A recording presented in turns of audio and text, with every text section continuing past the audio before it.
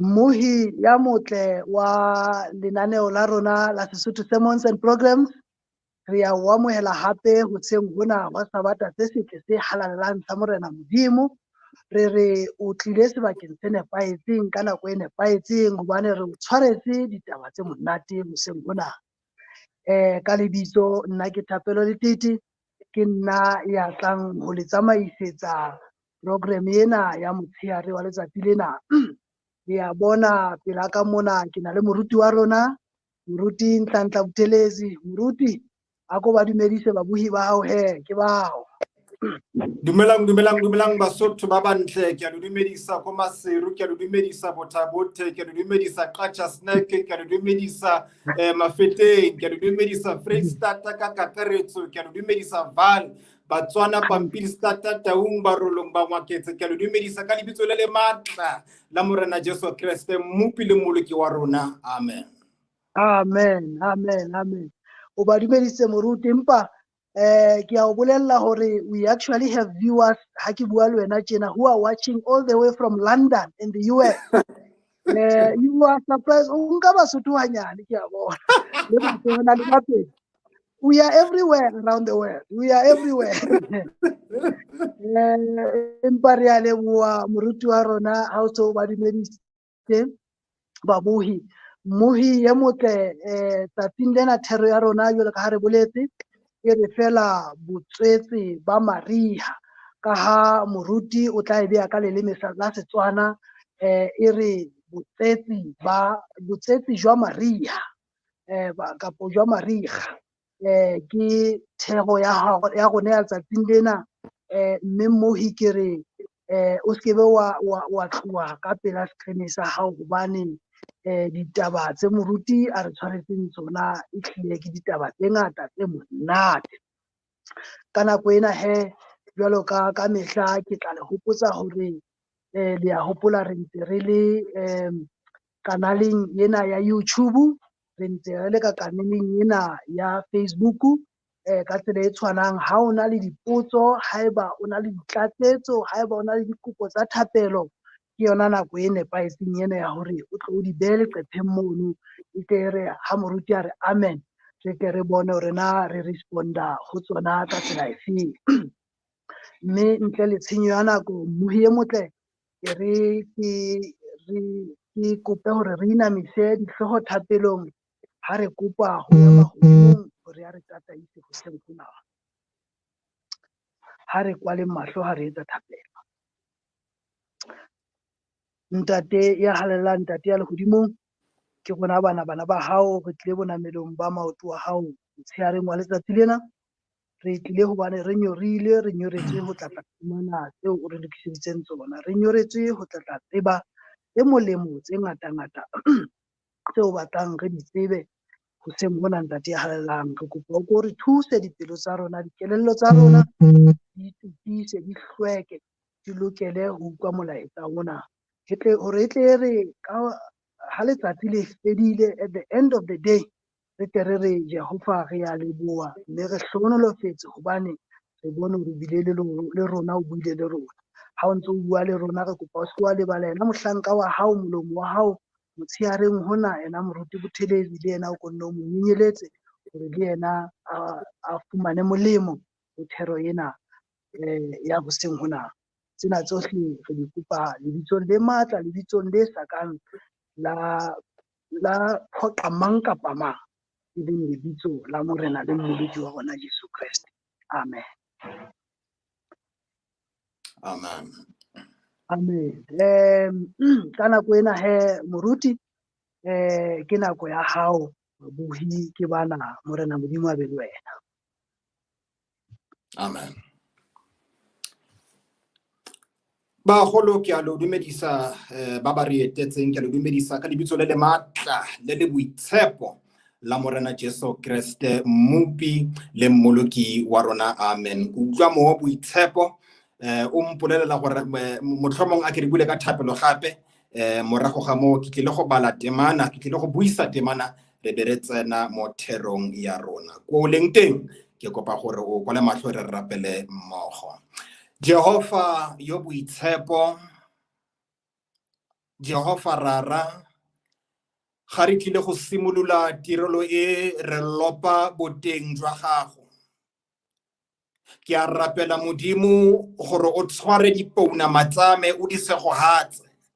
Yo re ditseng thulaganyo a seka a tshwara botswerere jwa me, yo re ditseng thulaganyo a seka a kgatlhiwa ke botlhale jwa me, mme ke a go lopa rara gore yo re ditseng thulaganyo a ka bone Kriste yo bapotsweng sehapanong. Boammaaruri Jehova ke motho wa boleo matla ga ke na one, mme ga ke tlile go simolola tirelo e ke rapelela thata gore mo boitshepo a nne wena yo re nang matla ka Kriste Morena Jesu re a rapela. Amen. Motshwara marapo nkgonne re letete morwa rre ke a leboga go menagane ka tšhono o nneileng yone go gasa evangeli. Ke a solofela ga ba bantsi batho ba ba itseng gore ke kgale o leka ka bojotlhe jwa gago gore ke lo etele ka kwane go tla go gasa evangeli, mme ka bo madimabe dilo ga di a tsamaya ka tshiamo. Re lebega Modimo ga re neile tšhono e gore re nne mmogo go gasa evangeli. Leina la me ke Ntlanhla Buthelezi, mme ke moruti ke setlogolo sa ga rre Khumalo kwa Matlosana kwa Bokone Bophirima, mme ka go nna ke nna Gauteng mo ke direlang teng kwa TOC jaaka moeteledipele wa batšha le motsamaisi wa botlhatlhedi. Kwa ntle ga go senya nako ke kopa re lebelele lokwalo lwa tshenollo, kgaolo 12, lokwalo lwa tshenollo, mme Bebele e buisega jaana. Jaanong ga bonala sesupo se segolo mo legodimong, e bong mosadi yo apereng letsatsi. Ngwedi yona o le fa tlase ga dinao tsa gagwe, mo tlhogong ya gagwe go le serwalo sa dinaledi di le 12. Temane latelang e buisega jaana, mme o na le moimana a goa a segwa ke leralalo a le mo tlalelong ya pelego. Temane latelang e buisega jaana, ga ba ga bonala sesupo se sengwe mo legodimong, ga bonala kgwanyape kgolo e khibidu jaaka molelo, e na le ditlhogo di supa le dinaka di le 10. Mo ditlhogong tsa yone go le dirwalo di supa, mogatla wa yona wa gogola karolo ya boraro ya dinaledi tsa legodimo wa di latlhela mo lefatsheng, mme kgwanyape ya ema fa pele ga mosadi yo gaufi le go belega gore a sena go belega e metse ngwana wa gagwe. Temane latelang e buisega jaana e botlhokwa, jaanong a belega ngwana wa mosimane yo tla fodisang baheitane botlhe ka lore lwa tshipi, mme ngwana yo wa gagwe a phamolelwa kwa Modimong kwa sedulong sa one, mme mosadi a tshabela kwa sekakeng kwa bankanyeditsweng bonno teng ke Modimo gore a tla o tlelwe teng malatsi a rileng. Jaanong ga nna ntwa kwa legodimong, haleluya. Megaele le baenkele ba gagwe ba bololela kgwanyape ya tlhabana e na le baenkele ba yone, mme ba seka ba kgona go fenya. Motshwara marapo ke kopa go boeletsa temana e na le matla, kopa go e buisa gape. Bibele e re mme ba seka ba kgona go fenya, le gone ba seka ba tlhola ba bonelwa maano kwa legodimong.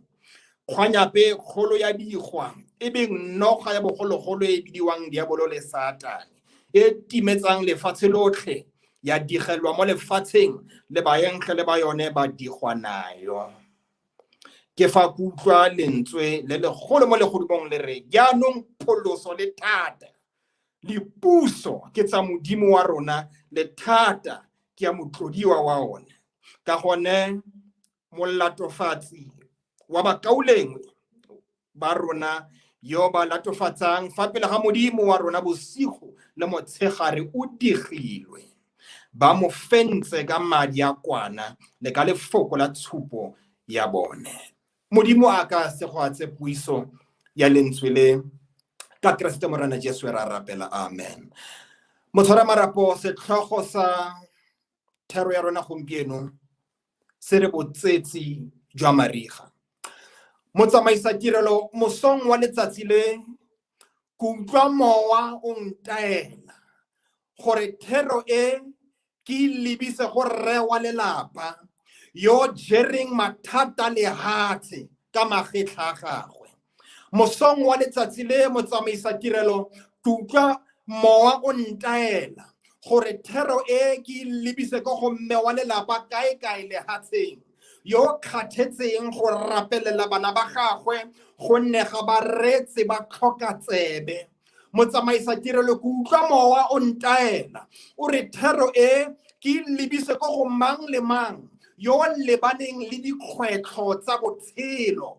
Ga go bonolo malatsi a re tshelang mo go one motshwara marapo ke malatsi a masisi. Ga go bonolo go tshela mo lehatsheng ka nako e re tshelang mo go yone. Ke utlwa mowa o ntaela o re thero e lebe mang le mang yo lebaneng le dikgwetlho tsa botshelo. Retsa fa ke re dikgwetlho tsa botshelo ga di tshwane.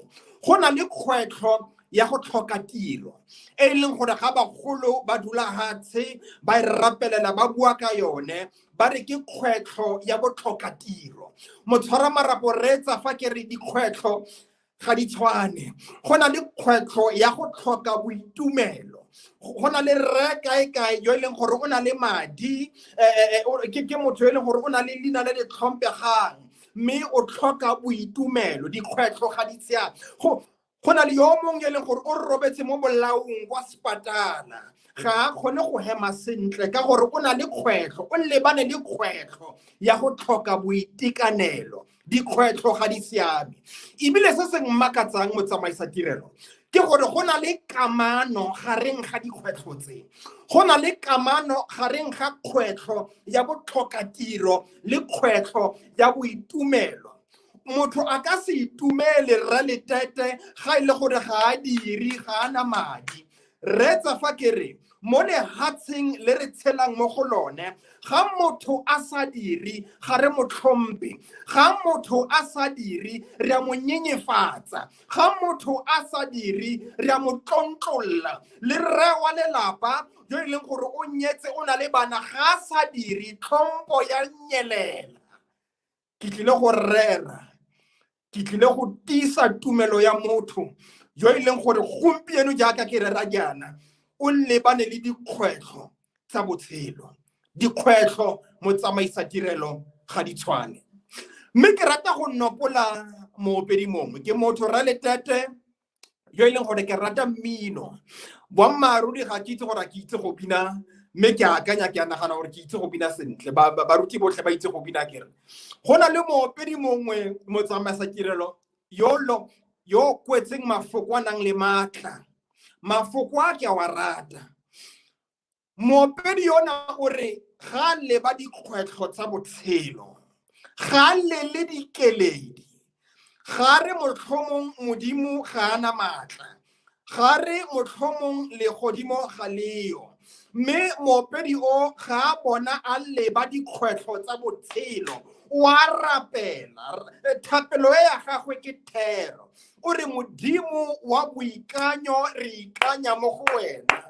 O gogile boraetsho mo dinageng tsa lenyora mme re lopa ka tlhoafalo matshego a ba bonyeng. O nne modimo wa rona mothusi mo tshekatshekeng mo ditseleng tsa lenyora. Goga dikgato tsa rona re tle re fitlhe kwa o le teng legae je re le batlang. Go na le pleke ke ratang mo motsamaisa tirelo moopedi o re femele mo diphatseng re se digelwe ke sebe. O re ne se re se tlhokang diaparo le tse di jewang. Ke motho yo e leng gore dithero tse dintsi di tlhaga ga ke rapela motlhomong di tlhaga ga e le gore ke a bina ke a rorisa. Ga o retsa mafoko a moopedi a re modimo wa boikanyo re ikanya mo go wena. O gogile boraetsho mo dinageng tsa lenyora ke thero re letete. Ga bini wa rera motlhomong o na sa itse gore tšhono a e neilweng yone e ke tšhono ya go rera. Motlhomong o na itheile a re o bina fela mme ke thero. Thero e ya gagwe re ka e rulaganya e nne dintlha tse dinne. ntlha ya mathomo ke a nagana ke e re ka reng modimo wa ikanyega. Modimo wa ikanyega ke karolo ya ntlha. Modimo wa ikanyega ke thuto e re bonang ga re retsa mafoko a kwetsweng ke moopedi yona. Ga moopedi a re modimo wa boikanyo, re ikanya mo go wena. Karolo ya ntlha e ke e bonang ga ke retsa moopedi ke gore modimo Ramasedi wa ikanyega. Karolo ya bobedi ga ke retsa mafoko a kwetsweng ke moopedi ke gore modimo Ramasedi o pholositse boraetso. Karolo ya boraro e ke naganang ke akanya gore ke yone ke e ratang gore go di heta tsotlhe ke ya gore o re femela diphatseng re se digelwe ke sepe. Karolo ya bone ke e ya gore modimo o boitshepo. Motsamasa tirelo go na le sengwe se ke batlang go se dira. Ga re ela tlhoko dikarolo tse dine, go na le dintlha tse leng gore ga ke retsa mo boitshepo, dintlha tse tshwantse di bue ka tsone. Ga re leba karolo ya ntlha re re modimo kgotsa Ramasedi wa ikanyega, seo se ra gore modimo o tshepegile. Haleluya. Modimo ga ise motho, modimo o tshepegile. Yo mong yo reditseng thulaganyo e motlhomong mosong wa letsatsi le a ka ipotsa gore moruti Buthelezi o kaya goreng ga o re modimo o tshepegile. Retsa fa ke re ga ke re modimo o tshepegile ke kaya gore modimo ga retologe. Haleluya. Batho ba retologa re letete.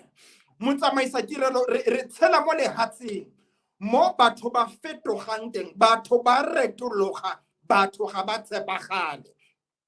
Mme moopedi yo ga kwala mafoko a re modimo wa boitshepo, modimo wa boikanyo, re ikanya mo go wena. Karolo ya ntlha e re jaaka Buthelezi ga ke khubama ka mangole ke rapela bosigo, ke rapela modimo yo ikanyegang, ga ke rapelele motho, modimo wa ikanyega. Ga ile gore ke a tshepa ka bojotlhe jwa me gore modimo wa ikanyega, se ka gore modimo wa tshepagala, modimo wa tshepagala. Ga a tshepagala modimo ga a retologe. Motsamaisa tirelo le mo lenyalong, motlhomong o ka itha o re yo mo ratang molekane wa gago a ka se fetoge, mme ga go goroga maemo a masisi ka gore re tshela mo lehatsheng. Motsamaisa tirelo malatsi a re tshelang mo gone ke malatsi a masisi. Re wa lelapa yo e leng gore ga o bereka ko mining, motlhomong ga goroga kwa gae ga a tlhompiwe. Re o wa lelapa yo e leng gore o apara rifi, o dira ko di mining, mme ga goroga kwa dulang teng ga a tlhompiwe ka gore ga ana koloi kgotsa sejanaga sa maemo a kwa godimo, ga a tlhompiwe. Re o ka gore ra retologa re le batho, re tlhompa motho ka gore a na le se se tshwaregang, re tlhompa motho ka gore a dira, re tlhompa motho ka gore a na le madi, re tlhompa motho ka gore a rutegile. Ba bang re a ba nyenyefatsa. Ke tlo gore ko go wena yo nreditseng ga ke rera jaanong, modimo o re mo rapelang ke modimo wa boikanyo. Ga ile gore ke modimo wa boikanyo, re na le tshepo ya gore ga re rapela ka bojotlhe jwa rona, re rapela modimo yo sa retologe. Modimo ke modimo wa boikanyo, modimo ke modimo wa lorato, modimo ke modimo wa boitshwarelo. Le ga ile gore ga o diri la o ka fellwa ke mmereko ka ntlha ya mogare wa corona, modimo e santsane le modimo, ga retologe, ga fetoge. Mme se ka gore ga ile gore ke akanya gore modimo wa maaruri o tshepegile, wena motho yo reditseng thulaganyo e ithute go nametshega. ga ile gore o lebane le dikgwetlho tsa botshelo bosigo o sa kgone go ja boroko sentle o sa robadiwe sentle ka ntlha gore o dula go akanya mathata o lebaneng le one nametshega ga re bua motsamaisa tirelo ka go nametshega re ra gore re tibatsa maikutlo a gago o seke wa boifa sepe o seke wa akanya gore modimo motlhomong ga retse ga o rapela ga o khuba makamangole akanya o ikgopotse kgapetsa gore modimo yo re mo rapelang ke modimo wa boikanyo wa ikanyega o tshepegile ebile ga retologe karolo ya bobedi ke karolo e reng o pholositse boraitso haleluya ga moopedi yo a re modimo o pholositse boraitso se se nkaela gore dikgato tsa me di kaelwa ke morena yo re le teteretsa ga ile gore ke a tsoga phakela modimo o kaela dikgato tsa me ko ke gatang teng ke laelwa ke moyo o boitshepo ga ile gore ke a itse le gore ke a tshepa gore modimo o kaela dikgato tsa me se se ra gore pholoso e moreneng ga gona pholoso mo mading ga gona pholoso mo goreng o nne motho le gore o rutegile pholoso e moreneng ke rera jana go na le rre wa lelapa yo e leng gore la ana le madi kwa bankeng mme boitumelo ga boyo ke rera jana go na le batho ba leng gore ba nyetse mme boitumelo ga boyo ba robala bolaong bo le bongwe mme batho ba ga ba buisane batho ba ba tloyana go na le bana ba leng gore ba dirisa diritibatsi le dinnotagi ga ile gore ba ntheditse jaanong ke re pholoso e moreneng retsa moopedi gare modimo wa boikanyo re ikanya mo go wena wena o gogile boraetso mo ditseleng tsa lenyora mme re lopa ka tlhoafalo matshego a ba bonyeng o nne modimo wa rona haleluya mothusi motshekatse o re femele diphatseng re se digelwe ke sepe karolo ya ntlha e re modimo wa ikanyega ga ile gore boammaaruri modimo wa ikanyega re a tshepa gore wa tshepagala ka gore ga retologe ga fetoge karolo ya bobedi o pholositse boraetso mo dinageng tsa lenyora ga ile gore re a dumela boammaaruri gore modimo yo re bo rapelang yo kwa le godimong o pholositse boraetso se se ra gore dikgato tsa rona mo tsamaisa tirelo di kaelwa ke mang ke morena ke Ramasedi pholoso e moreneng karolo ya boraro mo tsamaisa tirelo e ke naganang gore motlhomong ke yone e ke ratang go di gaisa tsotlhe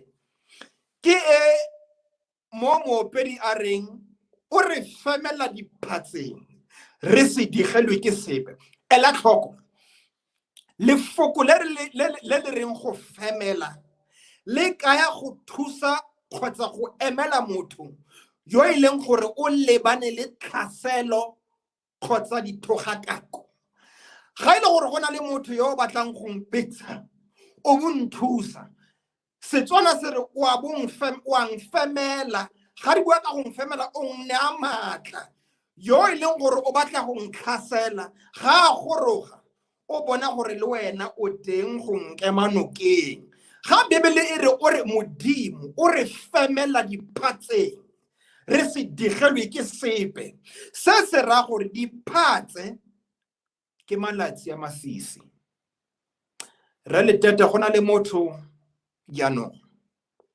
yo e leng gore boitekanelo ga gona boitekanelo bope mo go ene go na le motho re le tete yo e leng gore go boima go rapele bosigo go na le motho re le tete o reditseng o e leng gore ga re o buisa Bibele ya gagwe tumelo ya tsamaya go na le batho re le tete ba ba reditseng jaanong thulaganyo e ba ba fellwang ke matla ga ba gopola ba akanya mathata a ba lebaneng le one mme ke tlile go lo rotloetsa ke re modimo ke modimo wa boikanyo lo se boife sepe modimo wa diaraba dithapelo lo se boife diabolosi lo se boife matimona modimo ke modimo wa pholoso, ke modimo yo e leng gore ke mooki ga o le ko sepatala o sa tshele sentle lo seke lwa boifa sepe.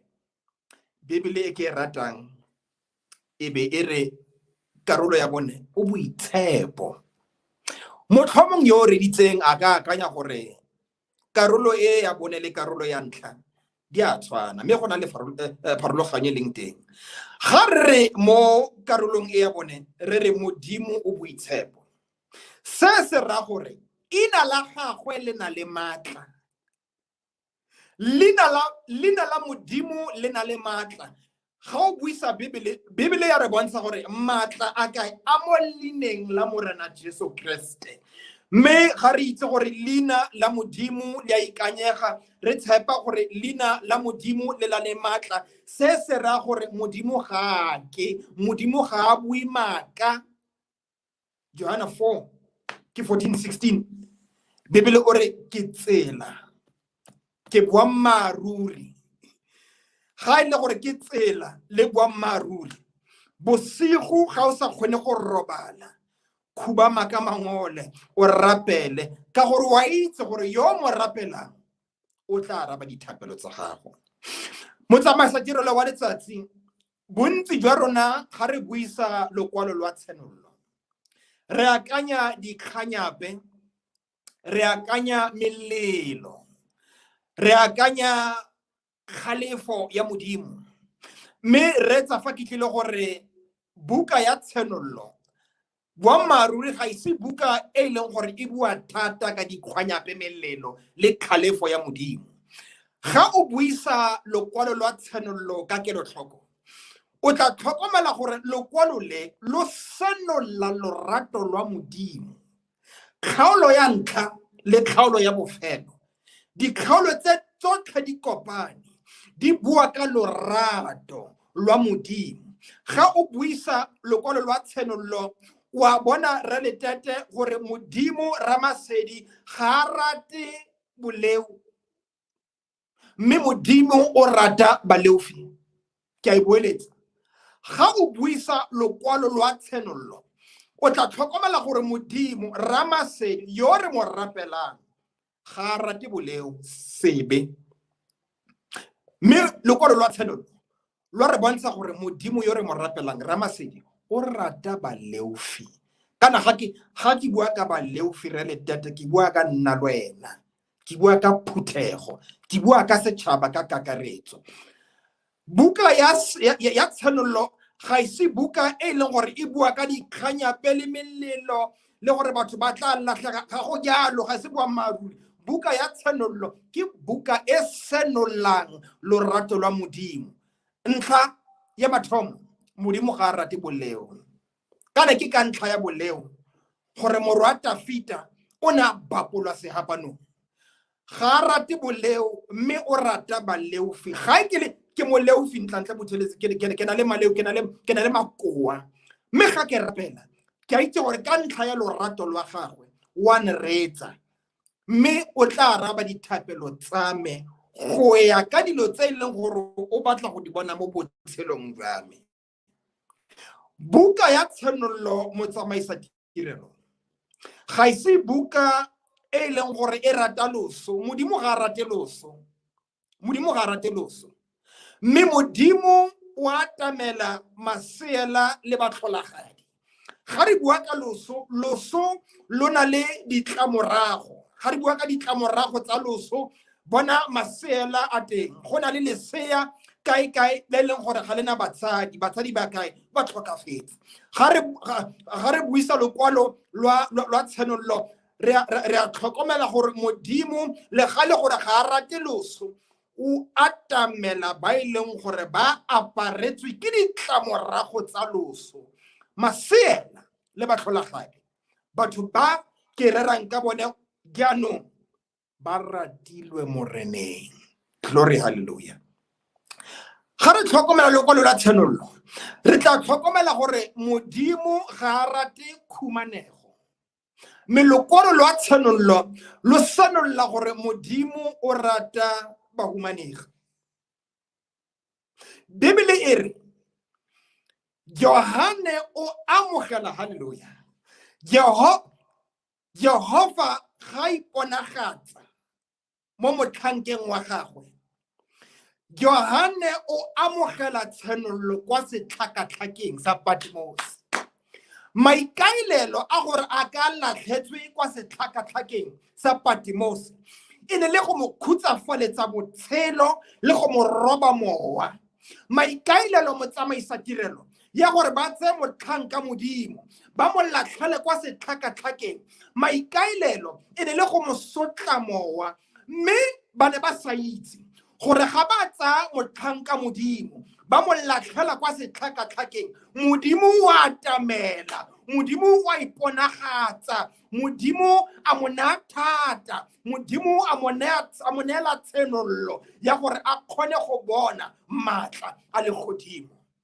Retsa motsamaisa tirelo fa a bua, Johane fa a bua o re modimo yo ke mo rapelang ke molaodi. Ga ise tlhokomela temana ya botlhano. Bibele ga e bua ka ene, Bibele e re ke modimo yo e leng gore ke mosupi, ke lone lefoko leo, ke ne batla lefoko leo. Bibele e re ke mosupi yo ikanyegang.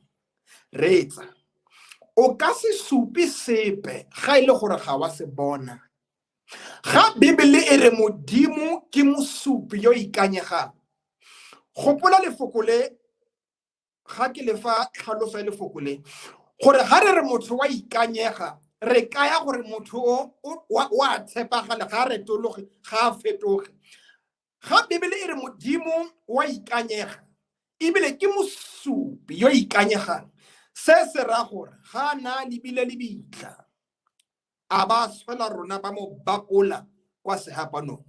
Bibele e bere ga o tlhokomela lekwalo la Mateo 28, modimo a ba mo tsosa ka maatla a gagwe mo baswing. Ga Bibele e re elang tlhoko ke yo o tla a le mo marung, Bibele ga e tlhabi leinane. Go tla go ga Jesu Kriste ke boammaaruri, ga se leinane. Jesu Kriste o etla gape, o tlile go phutha bana ba gagwe, o tlile go tsa kereke ya gagwe. Mme Bibele e re ga ise molaodi fela wa dikgosi tsa lefatshe, mme ke mosupi gape, mosupi yo ikanyegang. Ke rata temana e reng ke Alpha le Omega. Ke ena o e leng gore o simolola dilo di be di hela ka ene. Ga ile gore o ntheditse jaanong go na le selo sengwe se e leng gore o batla go se simolola, ga ile gore modimo ga yo mo go sona ga se tlo go falola. Retsa ke reng? Ga ile gore o motho o batlang go falola mo ditseleng tsa gago, ithute go mema modimo mo dilong tsotlhe tse o di dirang. Motshwara marapo a ke atamele kgangkgolo ke ga re bua ka botsetsi, ga re bue ka bolwetse. Go na le pharologano gareng ga botsetsi le bolwetse. Ga re bue ka bolwetse, re bua ka botsetsi. Ngwao ya setso le Setswana e re ga go na le mosadi yo senang go belega, wa tseiwa go tseiwa le lesea la gagwe, ba fitlhiwa ga ba boniwe ke ope. Ke a nagana ko metseng le merafi e mengwe ga re bua ka thulaganyo ya botsetsi, ke thulaganyo e leng gore e ka tsaya dikgwedi tse di tharo. Dikgwedi tse tharo tse e leng gore mosadi yo belegileng ngwana ga a boniwe ke ope, o boniwa ke basadi bagolo hela. Le lesea la gagwe ga lo boniwe, le boniwa ke basadi bagolo hela. Ke botsetsi yo. Mme Bibele temana e re fetsang go e buisa e re Johane kwa setlhakatlhakeng sa Patmos o na bona mosadi yo e ne le moimane, mme a apere letsatsi. Bibele e bere ya boammaaruri Gwa bonala le kgwanyape ga ke tšhoma ka leleme la go tšhoma kgwanyape ke dragon gwa bonagala kgwanyape e leng gore e ne batla go metsa ngwana yo jaanong re tsa fa ke re ga re bua ka mosadi re bua ka kereke ga re bua ka kgwanyape re bua ka diabolo kgotsa satane ga utlwane le kereke satane ga utlwane le badumedi satane ga utlwane le batho ba ba rapelang satane ga utlwane le batho ba ba buisang bebele satane ga utlwane le batho ba ile gore ba batla kamano gareng ga bone le morena Jesu satane o batla batho ba ile gore ba iphelela matshelo a bone ba sena sepe se se ba kopantshang le modimo retsa fa bebele ere mosadi yo ga sena go belega glory hallelujah motsamaisa tirelo retsa ga sena go belega kgwanyape e ne batla go metsa ngwana yo boitshepo mme ngwana yo boitshepo a phamolwa a isiwa le godimo kwa ileng gore o ne a bankanyetswe bonno gore a ka dule teng malatsi a rileng ke tsile gore malatsi a re tshelang mo go one ke malatsi a bosisi ke malatsi a ileng gore batho ba bantsi kereke ga ba sa utlwisisa sentle ke malatsi a ileng gore le thapelo ya thapelo re le bantsi ga re batho ba ileng gore re a rata thapelo ke malatsi a ileng gore satane o tlhasela kereke e emetsweng ke mosadi yo o ke fetsang go bua ka yone yo ke monopollang mme ga re latlhe tshepo ya rona yo re ditseng motlhomong a ka botsa potso a re goreng re sa latlhe tumelo ya rona ke hetsa go buisa temana e reng ba mo fentse ka madi a konyana gone jaanong kereke e mo botsetsing kereke ga e bonagale go mariga go tsididi ga ra letlalwa go kopana ka ntlha ya mogare wa corona batho ba bantsi tumelo ga banayo batho ba bantsi ga go bonolo gore motho a ka tse bebele a ibuise kereke e mo marigeng kereke e mo botsetsing mme ga kereke e le mo botsetsing jaana modimo ga e bontsha mokwatla sehatlego sa gagwe se lebile kereke modimo yo boitshepo modimo o lorato le bopelonome wa re lopa ka boikokobetso o re mongwe le mongwe yo e leng gore o batla go simolola botshelo bo bontšha a katle mo moreneng modimo o re itshwarela maleo a rona re mo marigeng gone jaanong kereke mo botsetsing ga go bonolo gore re rapele bebele ga re sa e buisa mme modimo o teng ra le tete ke batla go tsa tšhono e go tshegetsa le go rotloetsa yo re ditseng thulaganyo a ipotsa gore mo marigeng jaaka ke le mo botsetsing ke sa bonane ke dire jang ga le gore ke a rapela ke rapelela gore modimo aka a ntshe go hatse ka tiro ke tle ke bone tiro ke khone go ba borotho fa tafoleng bana ba me ba roba le ba bone borotho ke tlile gore re wa lelapa o seke wa lebala o seke wa tlogela thapelo le ga ile gore ga o rapela go bonala e kate modimo ga ayo modimo ga retse bibele e re o teng wa ikanyega ebile o tshepegile ke tlile go bua le batšha re le tete jaanong jaaka ke kwala ke fitlhile mo bokhutlong bašwa ba ileng gore ba dirisa diritibatsi le dinotagi ka gore ga ba itse gore ba dire jang ba fellwa ke maatla ke tlile gore botshelo jwa gago bo botlhokwa botshelo jwa gago modimo wa go rata botshelo jwa gago modimo o na bapolwa Jesu o na bapolwa sehapanong gore a fetole botshelo jwa gago o seke wa latlha tsholofelo ya gago o seke wa latlha tumelo ya gago moreneng thulaganyo e le tlile go e retsa mo mafelong a farologaneng mme ga ke kwala re le tete Revelation chapter 12 10 lo kgaolo ke 12 ba ne ba mo fenya ka madi a kwanyana, madi a kwana a re neela matla. Modimo a lo tiise, Modimo a lo tshegetse.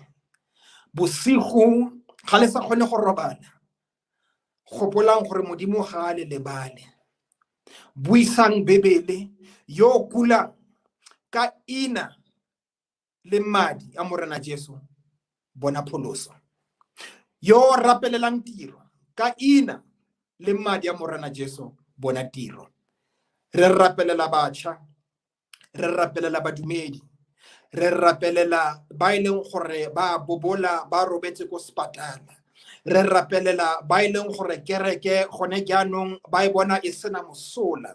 Re re Modimo o boitshepo, Modimo wa tshepagala, Modimo ga retologe, Modimo ga fetoge.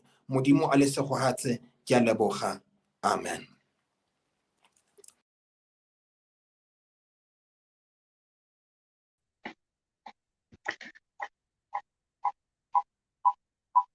Mmohi ye motle wa lenaneo la rona la Sesotho Sermons and Programs, ke dumela hore mo leng hona teng o ntso o natefetswe haholo ke thero ene ya rona ya moruti Buthelezi a re otla ka leleme la Setswana.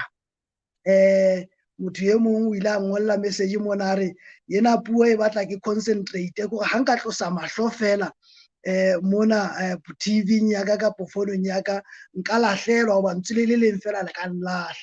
Empa ke leboha ha Morena Modimo a sa re dumella hore re lahlehe wena mmohi ye motle. Ke shebile di-comment tsa hao jwalo ka ha o hlokomela hore this sermon was pre-recorded ka Sekgowa, ka Sesotho ko bolela hore sermon ena ha e bapale live, moruti ha ana le rona, moruti o ntse a rera kae hape sermon ena o entse maobane. Ka hoo ke moo ke tlang ho wena ke re he ke bale di-comments kapa dipotso tsa hao tse o nang le tsona mme ke leboha ditlatsetso tseo le ntseng le re fa tsona lona babuhi ba rona le ntse le leka hore thusa ka mantswe a thata hwane le hwane, empa thero ke dumela go yona e utlwaetse. Ke qale hodimo mane ho Ntate Togo Mogina a re amen, hallelujah. Ntate Potjotshwene a re amen. Ntate Silas Motsie, Ntate Tumelo o re go ntse jalo kgosi.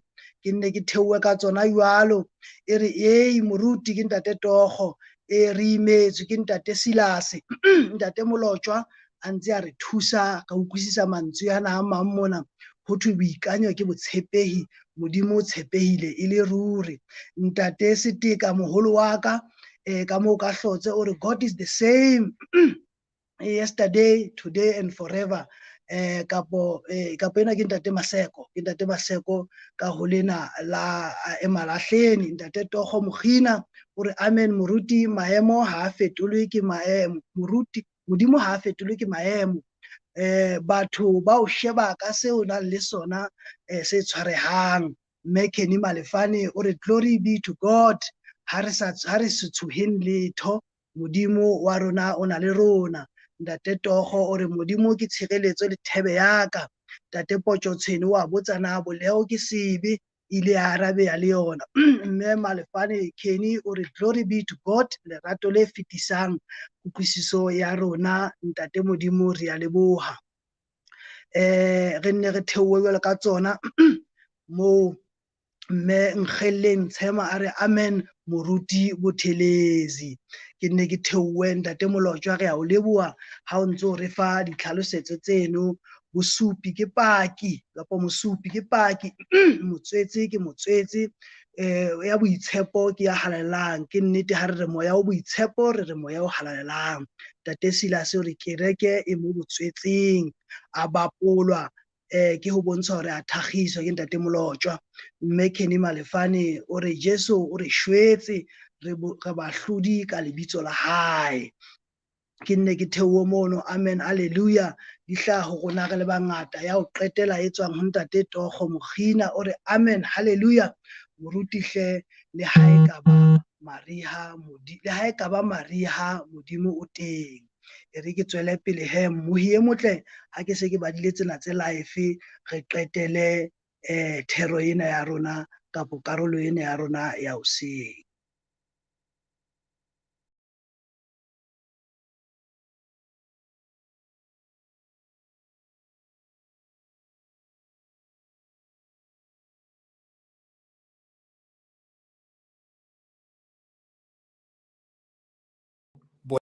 bona tiro. Re rapelela batjha, re rapelela badumedi, re rapelela ba ileng gore ba bobola ba robetse ko sepatala, re rapelela ba ileng gore kereke gone jaanong ba e bona e sena mosola. Re re Modimo o boitshepo, Modimo wa tshepagala, Modimo ga retologe, Modimo ga fetoge, Modimo a le segogatse. Ke a leboga. Amen. Amen, indeed. Amen, amen. Re a leboa moruti Buthelezi ka thero e matla eno ye itshetlehileng kgaolong eno ya 12 ya tshenolo. Kore ka tsela eo e manolotseng ka teng ke tsela eo e ne e leng ntjha ho nna. Mme ke leboha Morena Modimo ya re fileng sebaka sena le motsotso ona moruti hore o ke o tle o tlo re arollela bohobe ba bophelo hoseng mona wa letsatsi lena. Mme ke se ke re Morena Modimo a dule a ntse a o hlonolofatsa, a hlonolofatsa le mosebetsi wa hao. Ke a leboga. Mmohi ya motle, ha re se re le mona re fihlile pheletsong ya letsatsi lena ya thero ya rona. Mme ha e le nako ena ke jwalo ka mehla ke leboha moruti, ke leboha wena moruti, ke lebohe le lona bana beso ba e leng hore le iphile nako ya hore tla re mamela, ya ho tla nka dijo tsena tseo re di nkang ho Morena Modimo. Ha e ne se ka wena mmohi ya motle, lenaneo lena le ka be le le siyo. Ke wena motho ya bohlokwa ka ho fetisisa lenaneo lena. Ke lebohe hape le moifo wa Sesotho Sermons and Programs ka morao ka mona ba ntseng ba di kopanya, ke Ntate Seiso Mokwediti, ke Ntate Kwantane Molefi, ke Ntate Moribe Lethapa. Mme re re Morena Modimo a dule a ntse a le hlonolofaditse baholo ba rona. Ka nako ena he moruti, ke kopa o tloko o re behe ho Morena Modimo ka thapelo ha re kwala. Amen. A re rapeleng. Modimo yo boitshepo, Modimo yo fentseng loso thabeng ya Golgotha, Modimo yo tlang go tla go phutha phuthego ya gagwe. Re tsa tšhono e go leboga ka botshelo, re tsa tšhono e go leboga lorato lwa gago, re tsa tšhono e Modimo go rapelela ba ba robetseng kwa sepatala, re rapelela ba ba tlhokang ditiro, re rapelela malapa ka go farologana, re a rapela re re Modimo re itshwarele boleu jwa rona. Ga bayo ba bang Modimo ba ileng gore re ba tshepile, re tshepile ina la gago gobane leina la gago ke lona Jehova le le pholosang, o Modimo yo e leng gore matla otlhe ka gago, maano otlhe Jehova ke a gago. Re itshwarele Modimo ga ile gore ka dikakanyo kgotsa ka ditiro go na le se re se dirileng se e leng gore ga wa se rata. Re rapelela Jehova ba ileng gore ba robala ba sa bona borotho, ba se go fatshe ka Kriste Morena Jesu re a rapela re go tshepile Ntate. Amen. Amen, amen, indeed. Mme ka seo ha re se re fihlile mona mo moruti a seng a re beile ho Morena ka thapelo, re re ho lona ha e be letsatsi le monate, e be sabata se monate ho fihlela re teana hape nako e tlang ka nako e tshwanang, ka tsela e tshwanang. Morena Modimo a dule a ntse a le hlonolofaditse.